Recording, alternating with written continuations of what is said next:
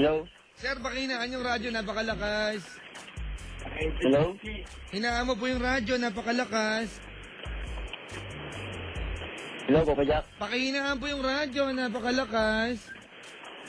Hello? Hindi pa ito kumain, promise. Ayan. Jason! Hello? Jason! Naririnig mo ako? Kaya? Sabi ko, naririnig mo ako. Oo. Oo, hinaan mo yung radyo. Kanina po. Patayin mo na lang muna kasi pag-feedback. Oo.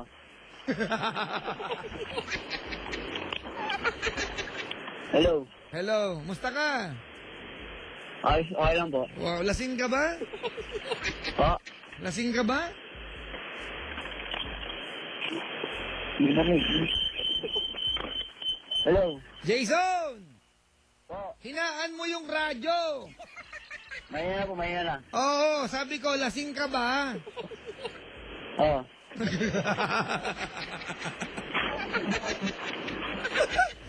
Kamag-anak ko ba si Mark? Jason! Jason! Lasing ka ba? Hindi po. Ayun, naintindihan tayo. Muntik na kitang sulatan, kapatid. Ano mabasa mo? Ayan, kamusta buhay? Oo. Makapag-usap kaya kami nito? Kamusta buhay? Okay. Jason! Oo. Anong address mo? Hindi po ko marinig kasi ano eh. Kasi? Wala sa ulan eh. Ganon. Ako, pabihirang ulan kasi ito, sumabay pa. Sabihin mo sa ulan, wag muna kasing umulan. Jason! Hello? Jason! Jason! Oo. Makain ka na ba? Hindi ko marinig kasi malaking ulan. Hanggang mamaya, ganito lang tayo. Hello? Pre, nakakasakit, nakakabakla ang kausap, pre. Hindi ko marinig kasi malaking ulan dito sa amin. Oo. Anong gagawin natin?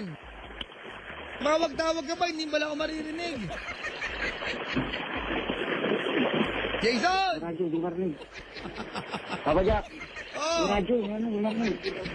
tawag ka sa akin, Hindi ko ma'am. kasi marinig kasi malaking ulan. Ayan, mga kaibigan, binaba ko na po yung telepono. Wala nang pupuntahan yung usapan.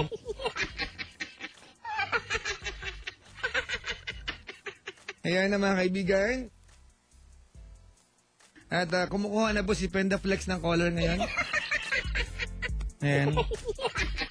Opo, hindi po siya, hindi po robot si Pendaflex. Oh. Ano lang po yan,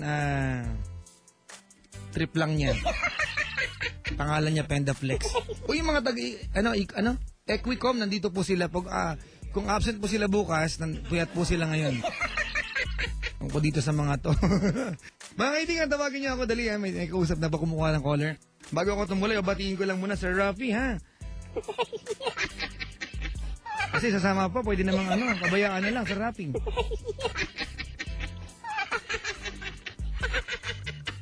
At ito mga kapatid ha. Ang 24/7 po ay naghahanap ng driver. Gusto mag-apply.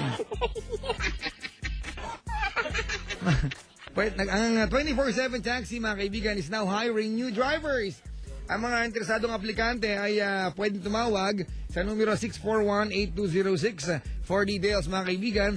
Yung mga matatanggap, meron ng isang araw na libreng boundary as a signing bonus. Ayan, mga kaibigan, ha? Tawagin nyo lang po yung number na 641-8206. Baka extra nga dyan. May nag-text, ang tanga ng kausap mo, ang sakit sa puwet.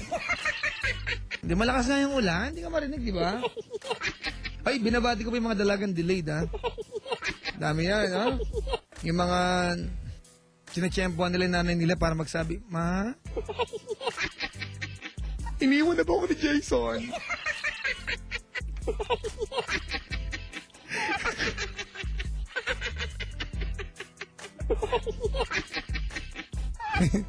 Alright, mga kaibigan. Ayan, ha? May tao sa kabilang line. Hello? Hello. Yes, hi. Good evening. Good evening. Yan, Hello? naka-cellphone ka ba? Opo. Ma'am, pakipatay na lang po yung radyo. Okay. Kasi baka sumikat na po talaga ako. Hindi na po kasi mapigil to. Okay na po. Okay na po, ayan. Anong pangalan? Nika po. Ha? Nika. Nika, taga saan ka? Pasig po. Pasig. Opo.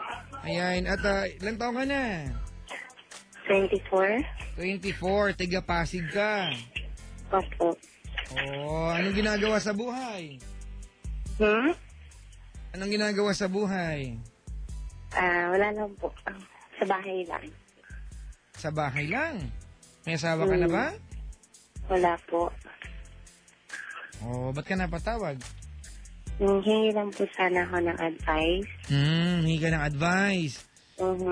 Sige, dali, kwentuhan mo ako. Kasi po, meron akong,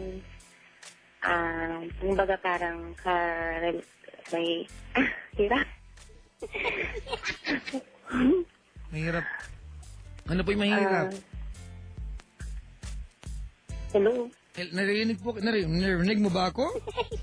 Mahina ako eh. Mahina. Naku, ano ba nangyari? Si Mark kasi ayaw asikasuhin yung telepono sa labas. Naglaro Cityville.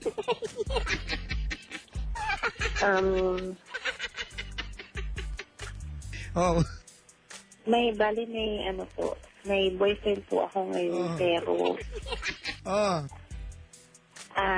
may asawa na kasi siya. Kabit ka.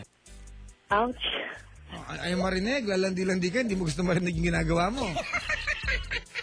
Ang tawag sa'yo? Original? Ha? Hindi. Ang tawag Yun sa'yo? na nga eh. Mali nga eh. Alright, kabit ka. Hindi, let's start this with the admission. Kabit ka ba? Yun na nga po. I want a yes. Yung aso pakainin kasi. Yes? Kabit ka ba, kabit? Yes. Yes, okay. Kung kabit ka, ano yung dapat gawin? Kasi mahal ko po kasi siya. Siyempre, papayag ka maging kabit kung di mo mahal yan. Mahal mo yan. Diba? Sino ba yung... Ate, napakain mo na ba yung mga aso? Sige na, papasok na ako.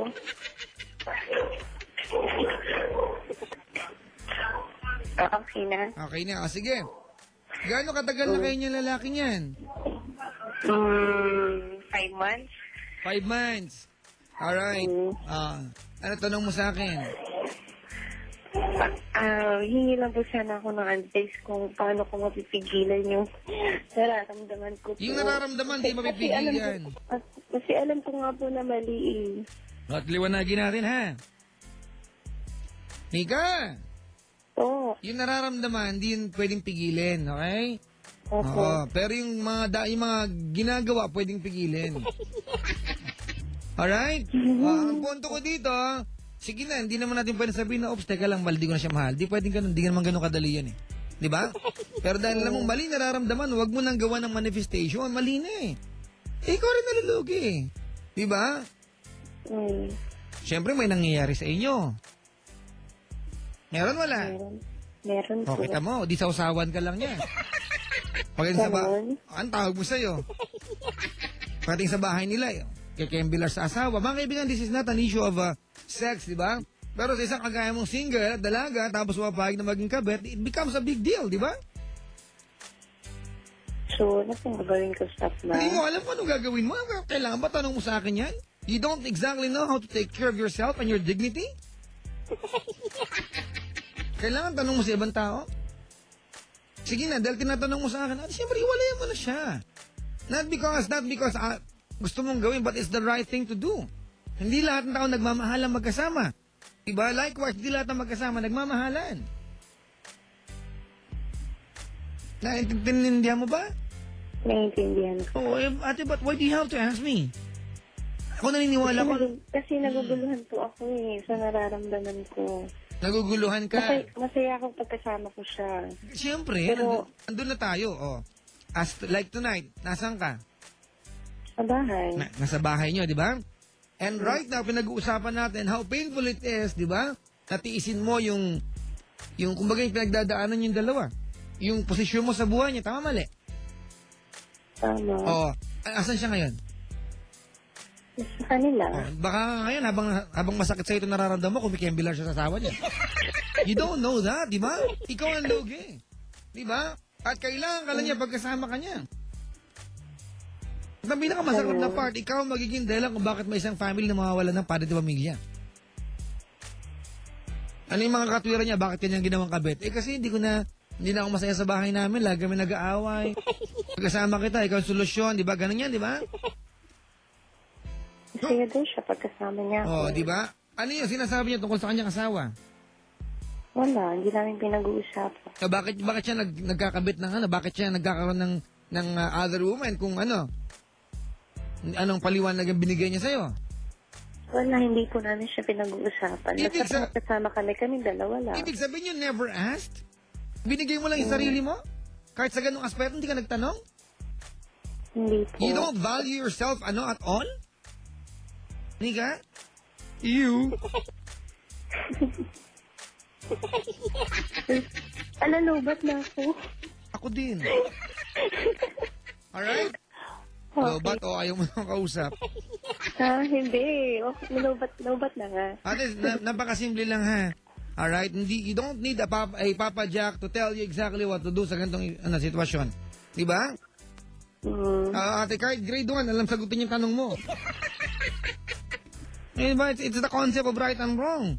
Asan yung konsento mo ng tama at mali? Wala?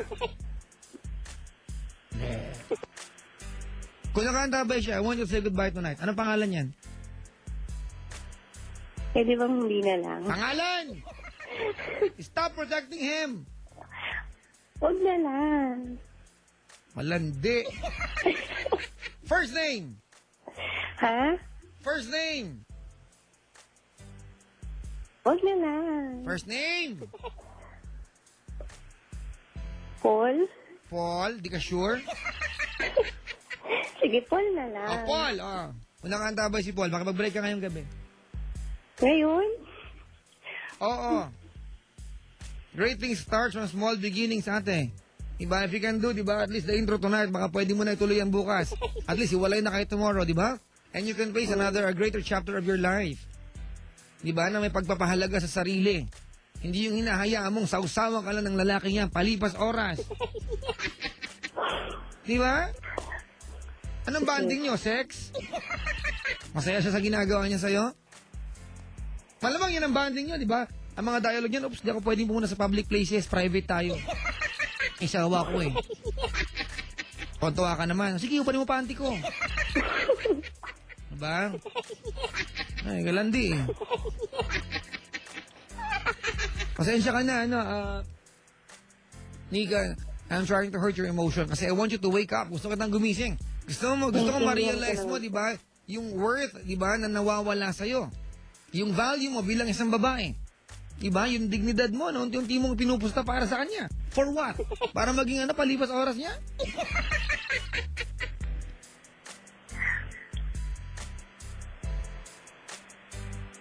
Naiintindihan ko po. Iba yung naiintindihan natin, diba? Iba yung naiintindihan sa tinatanggap mo yung yung gustong, yung pwedeng gawin. Okay, Paul, dali, makipag-break ka. Kung nakikinig ka man ngayon. Gusto ko sabihin mo yung pangalan niya, para ano? Yeah? Madali, Paul? Paul? Yung 5-1 na nakasama kita. Salamat kasi naging masaya ako. Naiiyak ako. Sige, miyak ka. Let it out. Ilabas mo yan. Maglulupasay ka. Salamat kasi naging masaya ako nakasama kita. Kahit na pag hindi kita kasama, nasasaktan ako kasi iniisip ko yung sitwasyon mo. Pero, iniintindi ko. Hirap.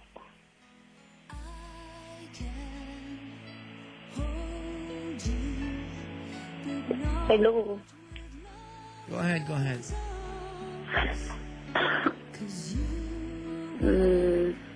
Siguro, hanggang dito na lang yung katangahan ko. Sabi nga ni Papa Jack, ang landi-landi ko. At least, naging masaya ako. Naranasan ko maging masaya na kasama kita. Thank you. Yun lang po. Hello. Where's the goodbye? Goodbye, and sana iwasan mo na lang gumawa ng... Ate, stop. Ah? Iwasan mo na yung dialogue na yan. You don't need to Okay. save him from anything. Diba? Iwasan mo nang gumawa ng blah, blah, blah, blah, blah, blah, blah, blah. Huwag tayo magplastikan dito. Huwag mong i-wish sa kanya because you knew, diba? And you know na ikaw ang dahilan ba't siya gumawa ng kalokohan. Alright? Do not make it look like as if you want to save him again. Do not wish him anything good. Matanda na siya. He can save himself if he wants to. Diba? And you are not that person na pwede mag-save sa kanya. Bakit? Dahil may mali siya kayo sa katawan. Alright? Minsan dyan masakit yan eh. You still wish him good. Wish mo sana maging mabuti yung kalagayan niya. Stop doing that. You are not a superhero. You cannot be a Superman to anyone. You can only be you, Nika. Alright? Okay. It's not, hindi ganun kasama maging selfish. This time, I want you to focus sa sarili mo. I want you to look at yourself, di ba? And know kung anong worth mo, yung value mo bilang isang tao, bilang babae. Thank you po. Kaya may mga lalaking, nagiging manyak dahil may mga babaeng malanding kagaya mo. Di ba? May mga lalaking gusto magloko dahil may mga babaeng tangang kagaya mo pumapayag. Di ba? Eh kung wala kagaya mo, may magloloko ba? Di ba? Pumapayag din kasi. Di ba? Sorry. Huwag ka mag-sorry. You don't have any kasalanan sa akin. Social. Tagalog English. Wala kang kasalanan sa akin natin.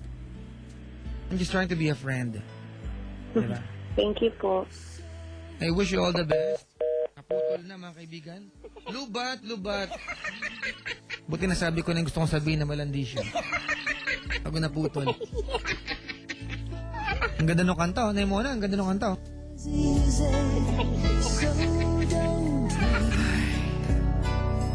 Yes, I will watch you. Mga kaibigan, tawagan niyo ako over 8326171. Sa mga nasa probinsya po yung kailangan mag-long distance. Tawagan niyo yung toll-free number ko, 1-800-10-100-LOVE. I repeat, 1-800-10-100-LOVE. Alright? At sa mga nilalang po na lagi nakasubaybay sa ating maligayang pakikinig po. Anyway, mga kaibigan, mag-text kayo sa akin sa 2600. Ang format, simple lang. Love Radio space TLC. Space ang inyong mensahe, space pangalan, edad, lokasyon. At isend sa 2600. Alright? Ulitin ko lang ha. Love Radio space TLC space. Whatever you want to tell me, go ahead, write it down. Type it down. And then your name, age, and location. Nag-i-English na naman ako. Pag ako napagalitan na naman dito.